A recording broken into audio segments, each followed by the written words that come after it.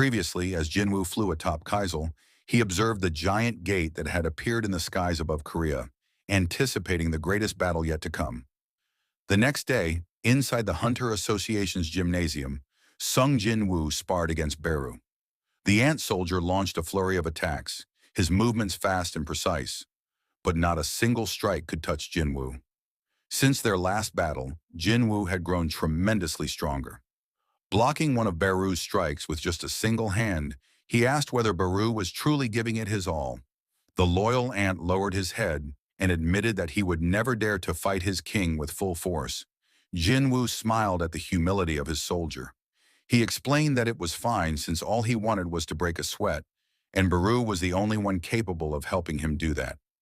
At his command, the spar resumed. Beru lunged forward once more, but Jinwoo effortlessly avoided his claws. When Beru attacked again, Jinwoo countered with ease, and noted that his soldier had indeed grown stronger after being promoted to commander rank. Jinwoo then pointed out something important. In an army, there could only be one commander. He warned that once Igris and Greed advanced to general rank, it wouldn't be long before they would also have the right to challenge for the position of commander. If Beru wanted to keep his place, he would need to continue working hard. Motivated by his king's words, Beru pushed himself to the limit, striking with all the strength he could muster. But Jinwoo quietly thought to himself, it was still not enough. Even though Beru was the strongest among his shadow soldiers, he was still not strong enough to face the enemies that were coming. As Beru attempted a heavy strike, Jinwoo suddenly caught his arm and slammed him into the ground. While the ant struggled to rise, Jinwoo followed with a devastating punch to his ribs, sending him crashing into a nearby wall. Beru staggered back to his feet and humbly praised his master, expressing his amazement at Jinwoo's overwhelming strength. Jinwoo, half amused, joked that perhaps he should block the historical drama channels to stop Beru from learning such exaggerated speech. With the sparring session over, Jinwoo decided to clean up the aftermath. He contacted Chairman Woo Jin-chul, asking him not to be upset since he had 300 ants who were quite capable of manual labor to handle the mess. The scene then shifted to another place, where Thomas Andre was standing with his assistant Laura. She asked whether they were planning to return to the United States. But Thomas, gazing up at the enormous gate above Korea, said that he couldn't possibly leave behind something so grand and awe-inspiring. Laura muttered that while it was certainly large, she wasn't sure she would call it beautiful. Thomas disagreed. To him, anything that stirred the heart was beautiful. The fire-breathing dragon, the massive gate, and the unmatched strength of Hunter Sung Jinwoo. All of it, he said, was beautiful. Besides, there were no gates currently appearing in the United States, so he felt no reason to return. Laura mentioned that the Hunter Bureau was worried, but Thomas brushed off their concerns. In his eyes, there was no safer place in the world than being near Sung Jinwoo. If the battle could not be won here, then there would be no future anywhere. That was why he wondered aloud whether this event marked the end of humanity or the beginning of something entirely new. The following day, people began evacuating the area around the massive gate. Meanwhile, at Jinwoo's home, his younger sister Jin-A asked their mother why they were not leaving like everyone else. Their mother calmly explained that if this place was destined to become a battlefield, then it was better to choose where they would stay rather than flee aimlessly. Besides, their home did not fall within the official evacuation zone. Upset, Jenna protested. She argued that she was about to enter college, that she had looked forward to drinking freely, enjoying campus life, and living independently. Her life was only just beginning, and she did not want it to end so suddenly. Her mother smiled warmly at her frustration. She admitted that Jenna had a fair point, but assured her daughter that there was no need to worry. Sung Jinwoo would protect them, just as their father once had. The scene shifted back to Sung Jinwoo, who sat silently atop a tall building, gazing up at the colossal gate hanging in the sky. His thoughts grew heavy. Could he really close something like this without anyone getting hurt? He pulled out his phone, wondering who he would want to spend his final moments with if this battle truly became his last. Far away inside a quiet dojo, Cha Hai-in was training under the watchful eyes of her master. As she practiced her sword forms, the old instructor observed a slight hesitation in her movements. He voiced his concern, noting that fear seemed to be growing inside her strikes. Just as he was about to continue, her phone began to ring. She quickly went to answer it, and her master smiled, telling her that a hunter should never ignore their calls. After speaking briefly on the line, Cha turned back and explained that something urgent had come up. She bowed respectfully before leaving. Left alone, her master smiled knowingly to himself. Time passed, and the next scene showed Jinwoo and In walking side by side through an amusement park. The crowd buzzed with excitement at the sight of the two famous hunters together. Jinwoo, looking around at the lively atmosphere, commented that there were more people than he had expected, given the looming threat of the gate. In asked whether he liked places like this. Jinwoo admitted that he didn't particularly enjoy amusement parks, but he had always wanted to visit at least once. Curious, she asked why he chose to bring her here of all places. His answer was simple, because she was the only friend he had. Heian stopped for a moment, taken aback by his words. Jinwoo reminded her of the time inside the double dungeon, when she had called them friends in front of the architect. With a faint smirk, he mentioned that he had excellent hearing and caught every word back then. As she thought about it, Heian realized how quickly 2 years had passed since she first awakened as a hunter. For the first time in a long while, she felt lighthearted, enjoying a simple moment outside of battle. When she glanced at Jinwoo, she sensed something different. A presence, a scent, something uniquely his that set him apart from anyone else. Soon after, Jinwoo asked if she wanted to try everything the park had to offer. Smiling, she agreed. Seeing her expression, Jinwoo thought that perhaps he wasn't the only one who had always wanted to visit a place like this. But despite their efforts, the rides weren't as thrilling as they had hoped. Even the fake monsters scattered around the park trembled in fear at their overwhelming auras, ruining the experience. Eventually, they sat down to eat. Jinwoo noticed her quiet demeanor and asked if she was truly having fun. She insisted that she was, but he pressed further, pointing out that she hadn't screamed even once. Realizing that the rides must have felt too tame for an S-rank hunter, Jinwoo teased her, asking if it had all been boring. In reluctantly agreed. With a grin, Jinwoo suggested they try something truly exciting. Moments later, Kazel soared through the open sky with Jinwoo and In riding on his back. The wind rushed against them as the dragon cut through the clouds. Jinwoo asked how this compared. In's face lit up as she admitted it was fast, high, and breathtakingly beautiful. She laughed and wondered aloud why he had even bothered with the amusement park when he had such a magnificent ride at his disposal. Jinwoo's eyes softened as he explained that the park had been built on the very spot where his father had disappeared. He had wanted to visit it at least once, not for the rides, but to properly say goodbye. Heian looked at him warmly, touched by the depth of his words. She thanked him, telling him he had done nothing but show her kindness since the day they met. Jinwoo responded quietly that there was still one more thing he wanted to show her. The final scene revealed the two of them sitting beneath the open night sky, side by side as stars glittered above them. A shooting star streaked across the heavens, and in that fleeting moment, the world's chaos faded into silence. For a brief while, they shared peace together, an unspoken bond forming beneath the endless sky. The next day, a hunter walked down the street, lost in thought. He reminded himself that a massive gate was set to open within a few days. As a newly promoted B-rank hunter, he felt he couldn't afford to let his guard down. But as he walked, he bumped into a stranger. Irritated, he demanded the man stop. Not recognizing who stood before him, the hunter began to shout in anger. People nearby, thinking a fight was about to break out, started to gather around. The hunter puffed out his chest, declaring that he was now a B rank, a relatively high rank among hunters, and demanded an apology. But the stranger was no ordinary man. He was Raken. Without a word, Raken suddenly opened his jaws wide and bit the man's head off in a single savage motion. The crowd froze in horror. Gasps filled the street as hunters and civilians alike realized what they had just witnessed. Then Raken released a surge of mana.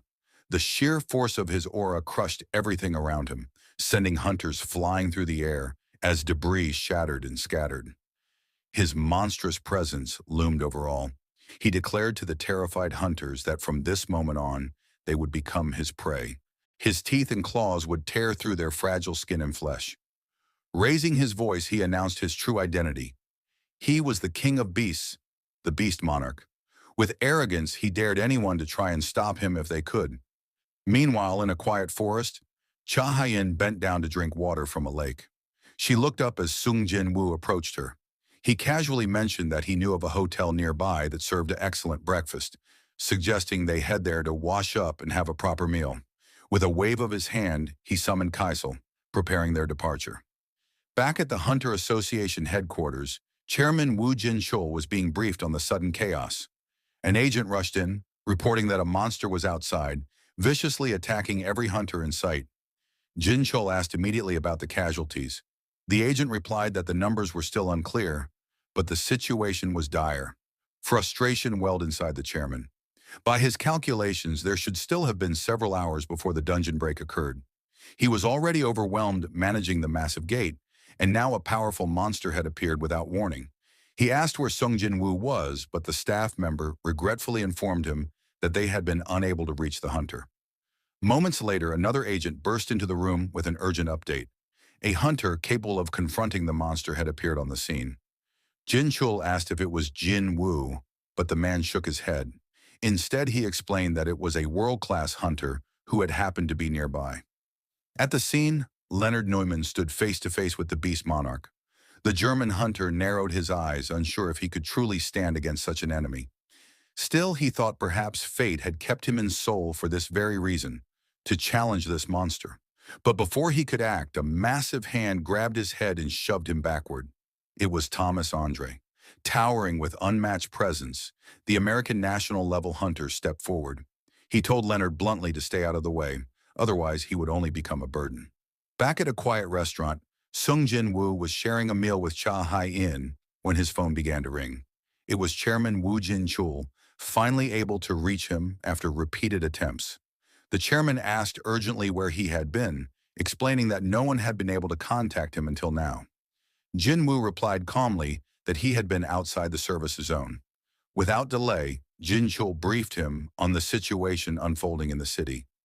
A powerful monster was rampaging in the middle of Seoul. Jinwoo asked how many enemies there were. The chairman answered, "Only one." That answer unsettled Jinwoo. He thought to himself that nearly every hunter in Korea was currently gathered in Seoul, preparing for the dungeon break of the gigantic gate. Yet all of them were being overwhelmed by a single magical beast that had suddenly appeared out of nowhere. Jin-chul added that an entire guild had already been wiped out in an instant when they tried to stop the monster. At that very moment, Thomas Andre was the one facing it head-on. Jinwoo's eyes widened. That didn't make sense. He had stationed shadow soldiers on Thomas Andre and the other top hunters. Those shadows were supposed to immediately report even the smallest disturbance, but when Jinwoo tried to connect to them, the signal was faint, weak, as though something was deliberately suppressing the shadows. The discovery left him both puzzled and concerned. Turning to Cha Hyen, he explained that there was a serious problem unfolding in Korea. She immediately asked if the dungeon break had already begun. Jinwoo shook his head. This was something else entirely. He quickly asked Chairman Woo for confirmation. They needed to know if the monster had a shadow. He stressed how important it was to confirm, because if it did, it could mean a colossal beast hidden within invisible shadows. Something far worse than it appeared. Meanwhile, at the battlefield, Leonard Neumann called out nervously to Thomas Andre. Around them, hunters cheered with relief, shouting that the Goliath had arrived. Thomas, however, was irritated. He snapped at the hunters, ordering them not to waste time watching, but to focus on evacuating civilians. His eyes locked onto the beast before him. To Thomas, it looked like a wild animal that didn't understand its place. Both he and Raken released immense amounts of mana, the clash of their auras shaking the air as the battle began. Raken lunged at Thomas, but his attack had no effect. The American national-level hunter retaliated with a devastating punch, sending the beast monarch flying back. Thomas followed up with another heavy strike, but this time Raken dodged. Just as the monarch prepared to counterattack, Thomas seized him and slammed him brutally into the ground. Elsewhere, Hunter Choi Jong-in arrived on the scene. He quickly asked for a status update, and another hunter explained that evacuation efforts were still underway. Both the Fiend Guild and the White Tiger Guild had already been dispatched to assist. As Choi sensed the battle raging nearby, his expression grew tense. Thomas Andre was holding back a mysterious magic beast, yet the aura radiating from the creature, it was even heavier, even more suffocating than the mana he had once felt during the Jeju Island raid. He couldn't help but wonder, what kind of monster could even the Goliath be fighting against? Back in the fight, Riken was sent flying through the air, crashing violently into a nearby building after receiving a heavy blow from Thomas Andre. But that strike wasn't enough to put him down. The beast leapt back toward Thomas with frightening speed and landed a solid hit to his chest. The impact was powerful, yet Thomas managed to block it. Without hesitation, Thomas grabbed Riken and slammed him into the ground. For a moment, it seemed the battle was over, until Riken twisted his body and kicked Thomas in the face, launching him into the air. Thomas quickly regained his footing and began reinforcing his body with mana. The scene then shifted to the White Tiger Guild, who had just arrived at the battlefield. Guildmaster Baek Yoon-ho commanded his members to stay sharp and be ready for anything. But before he could finish, something massive flew past him and crashed into a building with thunderous force. As the dust cleared, Baek finally laid eyes on the magic beast that had been terrorizing the city. At the same time, Thomas had completely transformed into his reinforced state. He shouted to the White Tiger Guild, urging them to retreat and take cover. Baek studied the creature carefully. It was unlike any monster he had ever seen, clearly no ordinary beast. He considered transforming himself, but before he could act, Riken suddenly appeared right in front of him. The pressure was suffocating. Instinct warned Bach not to move, not to draw attention, as if even being noticed would make him prey. Riken ignored him and continued forward. With a flick of his power, he lifted dozens of cars into the air and hurled them at Thomas. But then something strange happened. Instead of being overwhelmed, Riken felt himself being pulled closer. It was Thomas, dragging the beast toward him with sheer force. As Riken closed in, Thomas slammed him into the ground and unleashed a relentless flurry of punches. Yet even as he struck, a disturbing thought ran through his mind. Something was wrong. A deep uneasiness filled him, the kind that whispered he might not win this fight. Riken suddenly caught Thomas's fist mid-strike. Rising to his feet, the beast sneered, mocking the Goliath for being nothing more than a puppet of a fragment. He claimed he had seen enough of Thomas's petty tricks and demanded to know if the hunter was afraid. With that, Riken launched a furious counterattack, forcing the hunters nearby to watch in horror. During the clash, Riken noticed something unusual. Reaching into Thomas's shadow, he felt a presence, the mark of Jinwoo's soldier. With a cruel grin, he dragged out a shadow ant and crushed it in his hand, declaring that it was in his way. Then, gripping Thomas by the neck, Riken taunted him. Since the hunter seemed so confident in his strength, he suggested they test it in a contest of raw power. With a surge of force, Riken shattered Thomas's reinforced armor. But when the armor broke, he was stunned to see nothing inside. Thomas had slipped behind him. Grabbing the beast, the Goliath growled in fury and snapped Riken's neck. For a moment, silence hung in the air. But then, before Thomas's eyes, Riken's body regenerated completely, as if nothing had happened. The beast seized Thomas by the face and slammed him to the ground, mocking him further. He said he was beginning to feel hungry again. But before Riken could act, a blast of mana struck him from behind. As the smoke cleared, Leonard Neumann stood there, trembling yet defiant. He declared that he wouldn't allow Riken to do as he pleased. Just standing in front of Riken sent shivers down Leonard's spine, but he refused to back down. Behind him, Thomas warned Leonard to run, insisting he would be killed if he stayed. But Leonard answered firmly. He knew the danger, yet he was still a hunter. In his heart, he accepted his fate. He told himself he would rather die with pride than live a meaningless life. Over and over again, he reassured himself that his choice was right. But as Riken advanced, Leonard's confidence faltered. His expression twisted in despair as he muttered that perhaps this was the wrong choice after all. Just as death closed in, a shadow descended from the sky. Kaisel, Jinwoo's wyvern, swooped down and struck Riken.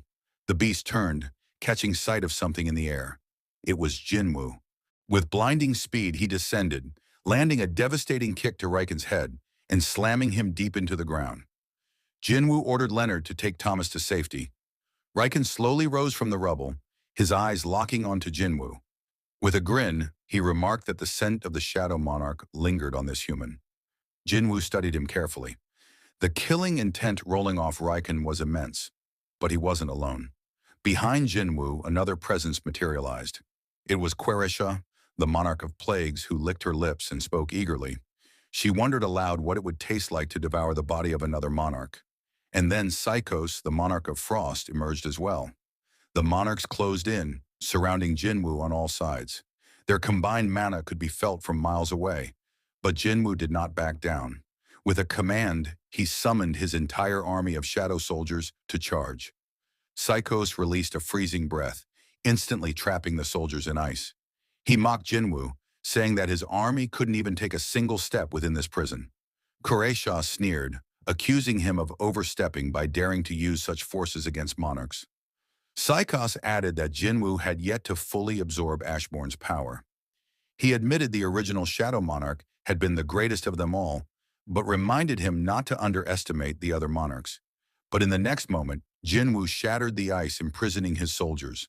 The Frost Monarch's expression twisted in rage. Jinwoo pointed at him with burning determination and declared that no matter what happened, he would kill at least him. The battle escalated as the Frost Monarch, Silid, summoned towering ice golems to the field. Beside him, Queresha, the Monarch of Plagues, unleashed her own twisted powers, raising fallen hunters and forcing their corpses to march against Jinwoo. They swarmed him all at once, but Jinwoo moved too quickly for them to keep up. With effortless precision, he weaved through the attacks and leapt directly towards Silid. The Frost Monarch's eyes widened at Jinwoo's speed. But before the Shadow Monarch could land his strike, Raiken, the Beast Monarch, intercepted him mid-air. The two clashed with devastating force, exchanging blow after blow. Raiken sneered as his gaze fell on the blade in Jinwoo's hand. He mocked the hunter, scoffing at the idea that such a simple piece of metal could ever harm him. His confidence shattered instantly when Jinwoo swung and sliced clean through his hand. Jinwoo coldly remarked that he would have been right if it were just any ordinary piece of metal. Before Jinwoo could finish the fight, Kureisha intervened, pulling Raiken to safety. In the distraction, the Beast Monarch calmly reattached his severed hand, his grin returning. Now Jinwoo found himself surrounded, not only by the three monarchs but also by their countless minions. At that moment, a sudden crack echoed through the frozen battlefield. One of Jinwoo's shadow soldiers had broken free from Psychos' prison of ice. It was Baru. The Ant Commander let out a piercing cry of rage as his eyes locked on Kureisha. Furious that she had dared to lay a hand on his master, Baru charged straight for her. Both Silid and Raiken faltered in shock. They could hardly believe that a commander-class being like Baru was under the control of a mere human. Queresha smirked at first, raising her hand to strike. She mocked him, saying a child who refused to acknowledge his mother deserved to be punished. But when her powers collided with Baru's claws, she was overwhelmed. His strikes tore through her abilities, leaving her momentarily stunned. Baru dropped to one knee before Jinwoo, declaring that his master had fought evenly even against beings of a superior species. As always, Jinwoo's strength surpassed his expectations. The Plague Monarch's minions swarmed forward, but Jinwoo and Baru fought side by side, cutting them down with unmatched ferocity. Just as the tide began to shift, Kureisha struck from behind. Her ambush sent Baru crashing aside and landed a crushing blow on Jinwoo, blasting him into the ruins of a building. Before he could recover, Silid rained down a barrage of ice projectiles. Buried in the rubble, Jinwoo rose to his feet, blocking the onslaught. The Frost Monarch mocked him, demanding to know how much longer he could endure under their relentless attacks. But Jinwoo's response was decisive. In a blur of motion, he drove his blade straight into Psychos' chest, piercing his heart. Cold determination filled his voice as he declared that the Frost Monarch would not leave this battlefield alive. Furious, Silid ripped the weapon from his body, bellowing in outrage that a mere human dared speak such words to a monarch. Jinwoo noted grimly to himself that even a strike to the heart wasn't enough to kill them. Without hesitation, he moved to strike again. But this time, Raiken appeared behind him. With brutal speed, the Beast Monarch slashed across Jinwoo's back, drawing blood. Seeing their liege wounded, Baru's rage spiraled out of control. He prepared to charge again, but before he could, Queresha appeared behind him. With a sickly smile, she introduced herself as the Monarch of Plagues, the mother of every insect in existence. Wrapping her twisted energy around Baru, she whispered that even if he was an ungrateful child who no longer recognized his mother, she would still embrace him. Meanwhile, Jinwoo was on his knees, battered from Quresha's brutal assault. The monarch sneered at his weakened state, declaring that this was the end. At that moment, Baru cried out to the Shadow Army, demanding why they were standing idle and urging them to rush forward to protect their master. Answering his call, Greed shattered the ice that bound him. With his claws gleaming, he declared that he would be the one to claim the enemy's final breath. Silid, the Monarch of Frost, took note of Greed's emergence, remarking that he must have been an extraordinary warrior in life to possess such power, even as a shadow. Silid warned the others that Jinwoo's strongest soldiers were beginning to break free. Soon after, Tusk, Igris, and Iron tore through their icy prisons, their dark forms emerging one after another. Witnessing this, Silid turned his focus back to Jinwoo, preparing to strike. He declared that Jinwoo's wounds were fatal and that playtime was over. Yet Jinwoo smirked as he slowly rose to his feet. Both monarchs froze in shock as they realized his injuries had vanished, erased completely by his status recovery skill. Across the world, the battle was being broadcast live, leaving humanity in awe. The city had become a war zone as monarchs and shadows clashed with earth-shaking force, their battle erasing everything in their path. From a distance, Leonard Neerman could only watch in horror, overwhelmed by the sight before him. Meanwhile, Thomas Andre, barely regaining consciousness after being healed, asked Leonard about the situation. Leonard's voice trembled as he explained that it felt as though he was witnessing the end of the world. Among the observers was Hunter Baek Yunho. His eyes were locked on the battlefield, struggling to comprehend what he was seeing. He wondered aloud if the Sung Jinwoo before him was the same man he once knew. Though he had always understood Jinwoo's potential for growth, the scale of power Jinwoo had achieved in such a short time left him stunned. Back on the battlefield, Jinwoo pressed forward with his shadow army at his side. Together they overwhelmed the monarchs, their relentless assault outpacing even the monarchs' formidable regeneration abilities. Enraged, Quresha found herself pushed back as Baru relentlessly tore into her, forcing her into a corner. Furious, she resolved to put an end to him. But before she could strike, Jinwoo appeared at her side. He recalled the prophecy the architect once revealed, that he would meet his end beneath the pillar of flames that supported the world. Yet as he stood before Quresha, he reflected that the prophecy never stated whether that pillar would truly fall. His words carried a weight that unsettled the monarch. Elsewhere, Lim Tegyu, guildmaster of the Fiend Guild, observed the battle from atop a nearby building. He had been waiting, his sniper rifle prepared, yet hesitation lingered. He admitted to himself that this was not a battle he could intervene in. For 30 long minutes, his assassins had been stationed across the city, ready to provide covering fire the moment he gave the signal. But the grim truth gnawed at him. Even if they joined the fray, how many of them would survive? If Thomas Andre himself had failed against these monsters, what hope did they truly have? As Lim wrestled with the decision, a hand suddenly reached out from behind, placing itself firmly on his shoulder. A voice told him to simply sit back and watch. Startled, Lim spun around, demanding the stranger's identity, only to be left speechless by the sight of the person standing before him. All the while, countless hunters who had gathered with hopes of subjugating the beasts could only stand by helplessly. None dared to approach the battleground. All they could do was wait for the dust to settle, knowing that their strength meant nothing in the face of the clash unfolding before them.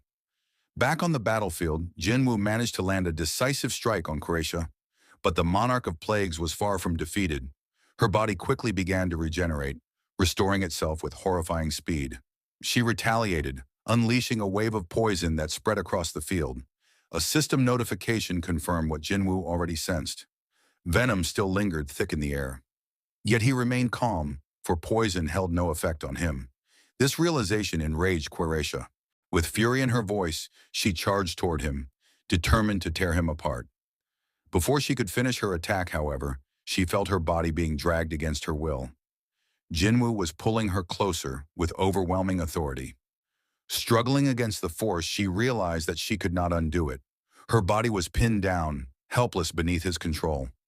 In that moment, Jinwoo unleashed his skill, mutilation. His power ripped through her, and her form began to break apart, dissolving into the air itself. As her existence faded, Qureisha accepted the inevitable. She reflected that even beings born from darkness were humbled before a greater, deeper darkness. With that final thought, her body scattered into nothingness. A notification appeared before Jinwoo, declaring that the monarch of plagues had been defeated. The other monarchs looked on in disbelief. Silid, the frost monarch, muttered that such a feat should have been impossible. Jinwoo was not supposed to be capable of wielding the shadow monarch's power to its fullest. Raken, the beast monarch, agreed but remained unfazed. He assured his ally that Jinwoo was still incomplete, his strength not yet perfected. To prove his point, Raken seized Baru by the throat. With cruel amusement, he explained that Jinwoo's reliance on such small creatures showed how incomplete he truly was. An unfinished monarch, Raken said, could never stand in the way of true monarchs. Baru's body began to break apart, his existence crumbling under the beast monarch's grasp. Jinwoo realized in horror that Raken was severing the connection between him and his shadow, the same way he had once removed the shadow binding Thomas Andre. Desperate, Jinwoo attempted to cancel the summon, commanding Baru to return. But a chilling notification appeared before him. The subject could not be retracted. Acting instantly, Jinwoo struck at Raken, forcing him to release Baru. He quickly recalled his soldier, relieved to have prevented Baru's complete erasure. But his relief was short-lived. The Frost Monarch stepped forward, his body shifting as he transformed into his true form. Silid declared that Jinwoo's ability to control shadows meant nothing if the connection could be cut. His plan was to trap Jinwoo's soldiers beneath layers of ice, forcing them into a cycle of destruction and regeneration. By doing so, they would become nothing more than parasites, draining Jinwoo's mana until he was powerless. He unleashed his authority, encasing the battlefield in ice and preparing his assault. Jinwoo braced himself, but Silid was merciless. He slashed at Jinwoo, wounding his arm, then lifted him and slammed him into the ground with crushing force. Yet Jinwoo endured. He burst from the rubble and retaliated, striking at the monarch. Silid dodged and countered with terrifying speed, launching Jinwoo backward. Jinwoo steadied himself, but he quickly realized how fast his opponent was. The Frost Monarch studied him carefully, noting that his stealth ability must burn through enormous amounts of mana. With cold certainty, he lunged forward, vowing to end the battle quickly. Their clash shook the air. Jinwoo analyzed every movement, thinking that he could read Yogamun's attacks but lacked just enough speed to close the gap. Determined, he pushed harder. The monarch scoffed, dismissing Jinwoo's efforts, and summoned waves of ice magic. But by then, Jinwoo had already slipped behind him. For a moment, Jinwoo believed he had finally gained the upper hand, but Silid only smirked. Something was wrong. Observers all around the battlefield froze in shock, their eyes widening in horror. Even Leonard Neerman could hardly believe what he was witnessing. Behind Jinwoo, the beast monarch had appeared. Raken struck with ruthless precision, driving his massive claws through Jinwoo's chest. Mocking him, Raken declared that Jinwoo was nothing without the speed he so relied on. Jinwoo looked down at the claws piercing his body as his daggers slipped from his grasp, clattering to the ground. Yet even in this dire state, his thoughts remained defiant. His level had risen again, he reminded himself. Compared to that growth, such wounds were nothing. The Frost Monarch picked up one of Jinwoo's fallen daggers. With icy cruelty, he plunged it back into Jinwoo, mocking him as he asked whether Jinwoo could heal as he had before.